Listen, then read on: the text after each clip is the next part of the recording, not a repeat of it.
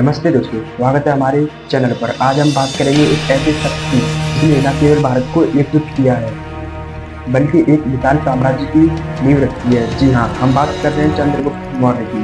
तो चलिए न ज़्यादा देरी शुरू करते हुए वीडियो को करते हैं स्टार्ट।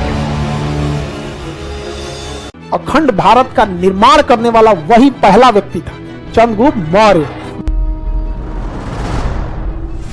भय यदि मन के भीतर ही रहे तो प्राणों की रक्षा करता है, परंतु यदि वही भय मन से बाहर आ जाए तो प्राणों का शत्रु भी बन जाता है। चंद्रगुप्त मौर्य जी को भारत का पहला सम्राट कहा जाता है और इनके जो गुरु थे वो थे चाणक्य।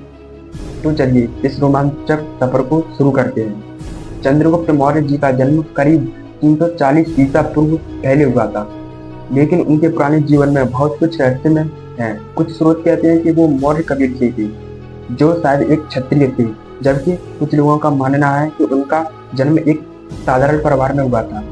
और हाँ, चंद्रगुप्त मौर्य जी का माँ का नाम मुरा था, जिसे उन्हें मौर्य कहा गया। चंद्रगुप्त मौर्य जी के जीवन में जब उनके जीवन में बदलाव हुआ तब उनकी जो मुलाकात है वो चाणक्य से हुई थी। थोड़े से बड़े होकर चंद्रगुप्त जी की मुलाकात चाणक्य से हुई थी। चाणक्य जी को कौटिल्य या विष्णुगुप्त भी कहा जाता है। चाणक्य एक बुद्धिमान ब्राह्मण और तक्षशिला शिक्षक थे। चाणक्य का सपना था भारत को एकजुट करना और विदेशी आक्रमणों से बचाना, लेकिन उस समय मगध वंश का शासन था, जिसका अंतिम राजा धनानंद और अलोकप्रिय राजा था। चाणक्य और चंद्रगुप्त ने मिलकर नंद साम्राज्य को उखाड़ फेंकने की योजना बनाई थी।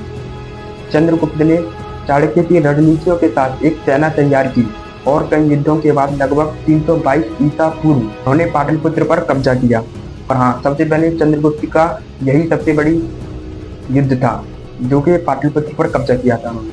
फिर उसके बाद नंद वंश को हराने के बाद चाणक्य ने अपनी नजर पंजाब पर रखी, जहाँ सिकंदर महान मृत्यु के बाद 323 ईसा पूर्व के बाद उनके गवर्नर शासन कर रहे थे। फिर कुछ ही समय बाद चंद्रगुप्त ने इन गवर्नरों शासनों को हराने के बाद पंजाब पर भी कब्जा कर लिया था। इसके बाद 305 ईसा पूर्व में इन्होंने सिकंदर के उत्तराधिकारी सेल्यूकस निकेटर को हराया, जिसमें इन्होंने 500 युद्ध हाथी देकर पंजाब और अन्य क्षेत्र को भी हासिल किया। चंद्रगुप्त का साम्राज्य अब हिमालय से लेकर विंध्य पर्वत तक और काबुल से बंगाल तक फैल गया। यह भारत का पहला इतना बड़ा साम्राज्य था। चंद्रगुप्त ने अपने नूतन साम्राज्य को मजबूत करने के लिए कुशल प्रशासन की स्थापना की थी। चाणक्य की अर्थशास्त्र की पुस्तकें में उनके शासन की नीतियों का उल्लेख है, जिन्होंने सड़कें, व्यापार और जलाशय बनवाए। लेकिन अपने जीवन के अंतिम वर्षों में चंद्रगुप्त ने जैन धर्म स्वीकार कर लिया। 298 ईसा पूर्व में इन्होंने अपने पुत्र बिंदुसार के पक्ष में शासन छोड़ दिया और कर्नाटक के श्रवणबेलगोला जैन धर्म के रूप में अपना जीवन बिताया। वहां उन्होंने उपवास करके देह त्याग दिया। चंद्रगुप्त मौर्य की कहानी साहस, रणनीति और नेतृत्व की मिसाल है। उनके और चाणक्यों के प्रयासों ने भारत को एक नई दिशा दिखाई। दोस्तों, आपको चंद्रगुप्त की कहानी कैसी लगी कमेंट में जरूर बताएं। अगर आपको वीडियो पसंद आया तो लाइक करें और हमारे चैनल को सब्सक्राइब करें। दोस्तों, तो मिलते हैं एक अगली वीडियो में।